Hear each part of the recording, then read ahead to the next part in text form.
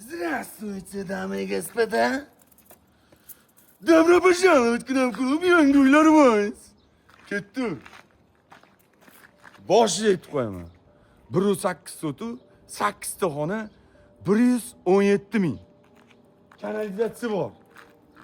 Mana. Kalamush. O'tiribsanmi? Sukka. O'shanda sukka yozib berasanlar deb. Fasad 16 metr. 16 metr fasad. Negativ bichara. İç paketli. O'tiribsanlarmi kommentariyda chichib. Xo'p, hurmatli obunachilar. Nas bosganlar, kirmalaring, короче. Bu yerga meni obunachilarim kiradi. Nas bosganlar bor o'zlaringga o'xshagan naslarni tomosha qilaring. Bu yerga faqat obunachilar kiradi. Mana mashina qo'yish uchun joy. Mana kapchani uchun joy. Uyimiz tayyor. Qanday arzon, hech kim ko'rsatmaydi. Ketdi. Uyga kiramiz.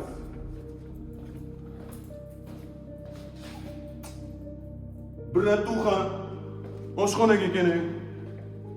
Ikkita tuxum, bitta sosiskani qovurib olasiz. Tayyor. Turtdilar. Ko'plik pol qilingan. Birinchi xona. Kiramiz. Qaytamiz. Yaqinlamiz. Ikkinchi xona. Kiramiz. Qaytamiz. Qorni og'riyotganlar to'riga. Qorni og'riyotganlar to'riga. Yana bitta xona. Kiramiz. Chiqamiz. Yo'qda yana bitta xonamiz bor.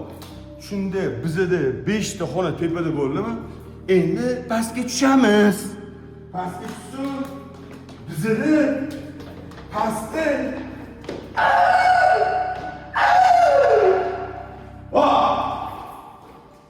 bitta xona.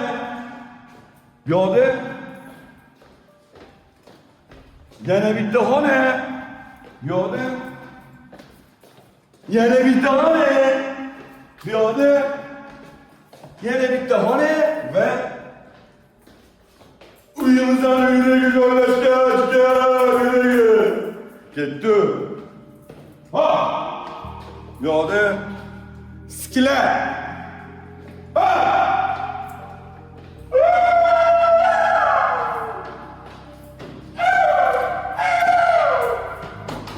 Ha! Hurmatli obunachilar, ko'rdinglar, bildinglar. Bemalol maqtanib yursanglar bo'ladi. Men bu uyni ko'rganman-da.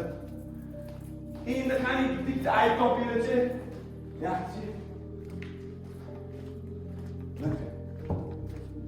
Mana alohida qurilgan, devori bitta emas.